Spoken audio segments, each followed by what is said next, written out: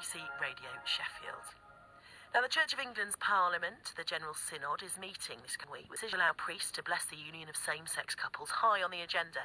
14 bishops, including the Bishop of Sheffield, have signed a document which explains why some Christians continue to believe that marriage should be between a man and a woman, and why they think that that teaching can't be set aside. Speaking on this programme 2 weeks ago, the Bishop of Sheffield, the Right Reverend Pete Wilcox, told me where he stands on the decision to allow blessings and prayers for people in same-sex partnerships in the church, and its refusal to marry them.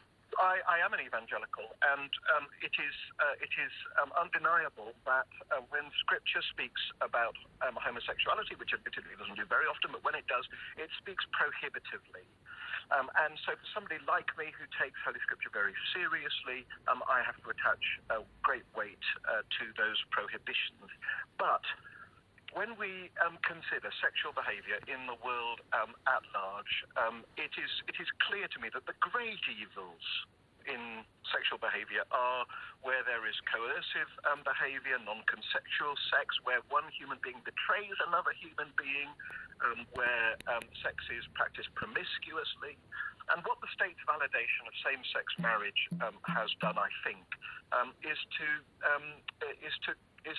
make more visible a category of same-sex unions in which those evils are simply not present, where relationships are faithful and tender, where self-control, self-sacrifice, self-denial are practiced. And I think what these resources do is give the church a way of affirming and recognising those virtues within same-sex relationships. Well, when the decision for the Church of England to bless but not marry same-sex couples was announced, the Archbishop of York, Stephen Cottrell, gave an emotional apology to gay people for their treatment by the Church. This is how the Bishop of Sheffield reacted to that apology. I certainly share with the Archbishop of York a sense of relief that we've been able to make an apology for the way in which, however inadvertently, unintentionally, members of the LGBTI community have found themselves often feeling unsafe in our church. It's really important that we acknowledge our failure from the past and into the present, and seek to make sure our churches are safer, more welcoming places in the future. That's the Bishop of Sheffield, Pete Wilcox, speaking to me 2 weeks ago. Well, members of the Christian LGBTQ+ community and others have expressed their concerns, including Matthew Drapper from Sheffield. And Matthew Drapper joins me now. Thank you for speaking to me this morning. How did you feel when you heard that Bishop Pete had signed this document? Morning.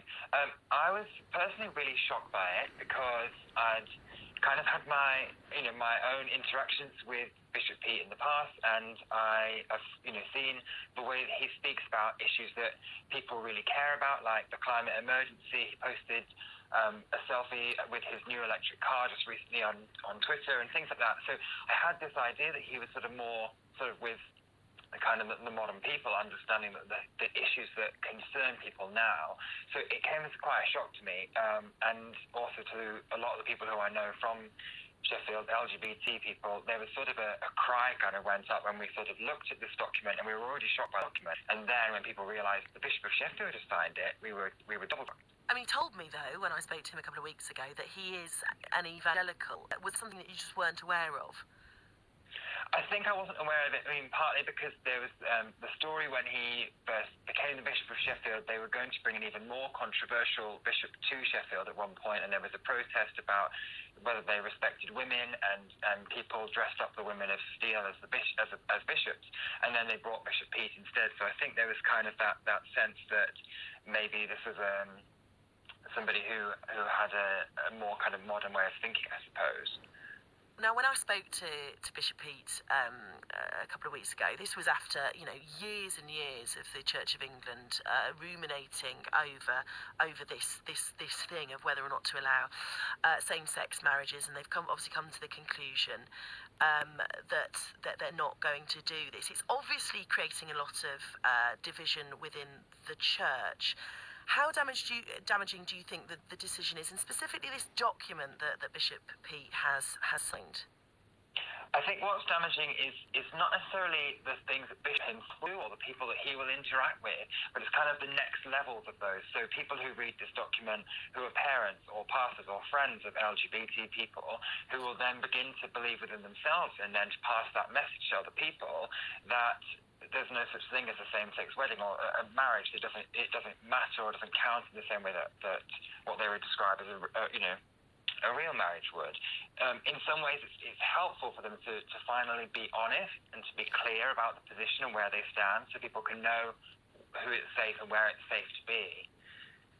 But, I mean, this boils down to a differing of opinion, doesn't it? They clearly, in what he's saying, he wishes no ill will to people in same-sex relationships. There's a certain amount that he respects about a same-sex union, and yet on this theological point, he just can't pass that point. He believes that marriage specifically has to be between a man and a woman. And don't we need to be in a situation where we accept that some people are going to disagree with us? And the material fact is that people can have same-sex marriages. They can't currently in the Church of England. They can in other churches. You know, the Methodist, you can have a same-sex marriage in a Methodist church, in a Unitarian church. Various other denominations accept same-sex marriages, and you can certainly have a civil same-sex marriage. Oughtn't we just now accept that there will be certain people who will never change their mind, and that's just the way it will always be? I think when people have a position of power and a position of responsibility, then it does matter what they say. And also the fact that, as Sandy Toxic pointed out this week, that bishops automatically end up in the House of Lords, and that some of them, and then they have an effect on the whole of the law-making systems. And I think with Bishop P and the way he talks about the Bible in particular, it's interesting that they say they take a very high view of it, and that, implying that we don't. And also, but at the same time, they do, within the document itself, there's a lot of chopping and changing of what scriptures they do take serious and which they don't. So even their central argument from Ephesians, they no longer state that women should submit to men, but they use a verse only a couple of verses later. So it's like they are still picking and choosing, and they pick and choose what works for them, but not necessarily what works for everyone. That's how I feel about it. But some people, from a non-religious perspective, would say that it's ever been thus with religion, that any side of a religious debate, each side picks and chooses, because these are documents that are open to interpretation, and there's many parts of that you could read in a different way. Isn't that the case? Either side is picking and choosing as to how they interpret these texts. Yeah, absolutely. And I think we're all getting exhausted by the discussions. I think, certainly outside the church, it must just look so kind of ludicrous to have these discussions for so long. And I think it's beginning to, I've seen this time with these discussions from the bishops, I've seen a lot of LGBT people within the church who are saying this is the last chance that I've given them, and they were waiting for this response. And then, I've seen them now, some people handed their keys back to the churches when they used to go and open it up every day and things like that. They are getting to the point where we can no longer feel safe within those buildings anymore, and that's a shame when it's such an important institution, and socially and individually, especially for Christians, but within the whole of society as well. I mean, certainly when I talk to Bishop P, it doesn't sound like this is going to be the end. It does. I mean, I joked at the beginning of this programme, and we're talking about this again. It feels like I've been presenting this show for years and years and years, and it's always on the agenda, and it's never going to go. I mean, you say that this could be the end for many gay Christians, that they walk away from the Church of England. Do you see it as being that important of a moment, or is this going to be something that just keeps rumbling on? Well, I mean, people have been calling for marriage within the church since since 1960. There was a book published in 1960 by Robert Wood, which called for marriage within the church for the very reason that it encourages people to have, if you believe marriage is the healthiest kind of relationship, then why would that not be applied, in every case? And it gives people a space to celebrate their relationships. But no, I think, unfortunately, as I say, it's been going on for 60 years, and it will continue to go on. But at least now there are other places that are honest about where they're going, and it's good at the same time that the bishop is now being really honest about where he is, so people can decide, should we go to the Methodist where we can be celebrated, or should we stay here in the Church of England? And it's so difficult though, because churches, they matter to people on such a personal level. Does this affect how you feel about your own faith? Yeah, well, my faith is, it's because I grew up very sort of separate from the church and then joined the church later, I always had my own sort of deep sort of sense of faith anyway. So I kind of pack my faith and carry it with me. But it affects more.